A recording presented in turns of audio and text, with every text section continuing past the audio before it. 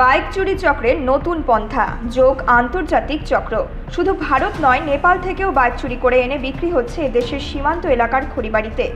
এমনটাই তদন্তে হদিশ পেয়েছে জেলা পুলিশ। গত 2 মাসে পৃথক বাইক চুরি সংক্রান্ত মামলার তদন্তে নেমে চোরাই 12টি বাইক সহ গ্রেপ্তার হয়েছে 9 জন। শুক্রবার খড়িবাড়ি থানাতে সাংবাদিক সম্মেলন করে এমনটাই জানালেন জেলা পুলিশ সুপার প্রবীণ প্রকাশ। তার কথায় গত জুলাই মাসে 2টি বাইক চুরি সংক্রান্ত মামলায় তদন্তে নেমে খড়িবাড়ি থানার পুলিশ বিহারের ঠাকুরগঞ্জ থেকে মোট 6টি বাইক উদ্ধার করে। ওই ঘটনায় গ্রেপ্তার হয় মুর্শিদাবাদের তোয়াদের শেখ নামে এক ব্যক্তি। পুলিশ সূত্রে খবর, ফেরিওয়ালার পরিচয় দিয়ে সুযোগ বুঝে বিভিন্ন এলাকায় বাইক চুরির কর্মকাণ্ড ঘটায় ধৃত ব্যক্তি। এরপর অগাস্ট মাসে বাইক চুরি সংক্রান্ত মামলার তদন্তে নেমে খড়িবাড়ির বিভিন্ন এলাকা থেকে 6টি চোরাই বাইক উদ্ধার করে পুলিশ। এই ঘটনায় মোট 8 জন গ্রেপ্তার হয়। নেপালের বাইক লিফটিং গ্যাংয়ের কিংপিং রমেশ প্রধানের সাথে যোগসাজ ছিল ধৃতদের মধ্যে 3 জন অভিযুক্তের বলে জানিয়েছে পুলিশ সুপার। अराउंड 14-15 তারিখ আগস্ট যাচ্ছে তার রাত্রিকে আমরা খবর পেয়েছিলাম কি কিছু চুরি করা বাইক আছে যে এলাকা আমাদের লোক ব্যবহার করছে। তো সেই সময় আমাদের সাব ইন্সপেক্টর আছেন যোগেশ ঠাকুরি, উনি খবর পেয়েছেন কোনো সোর্স মারফতে। অ্যান্ড তারপরে আমরা খবর পাওয়ার পরে যেখানে যেখানে সূত্র ছিল কি এখানে এখানে বাইক হতে পারে, আমরা ওখানে রেড করলাম। রেড করার পরে আমরা 3টা চুরি করা বাইক পেলাম, ওখানে উদ্ধার করলাম ওখান থেকে। অ্যান্ড তারপরে আমরা উদ্ধার করার পরে যে আর কিছু লিড পেলাম কি বাইক কে সাপ্লাই করেছিল। তো এই রকমের অ্যারাউন্ড 2 জন ছিল মেন, যে খড়িবাড়ি থানার এলাকাবাসী আছে, তাদেরকে আমরা ধরলাম। আর তারপরে আমরা 3টা আর বাইক রিকভার করলাম। টোটাল মিলিয়ে 6টা বাইক আমরা রিকভার করলাম।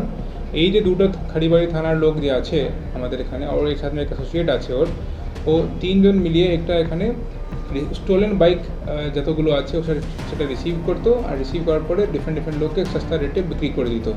ওরা বাইক যে আমরা এখন অব্দি খবর পেয়েছি, জেনারেলি কিছু বাইক, ম্যাক্সিমাম বাইক নেপাল থেকে চুরি করা বাইক থাকতো। অ্যান্ড নেপাল থেকে এখানে আসলে বাইক এখানে এরা হ্যান্ড ওভার করতো, যাকে বিক্রি করতে হয়। নেপাল মধ্যে একটা রমেশ প্রধান নামের ছেলে আছে, যে আমাদের খড়িবাড়ি এলাকারই আছে, কিন্তু নেপাল মধ্যে ম্যাক্সিমাম অ্যাক্টিভিটি ওখানে আছে। ওখানে প্রচুর বাইক চুরি করেছে।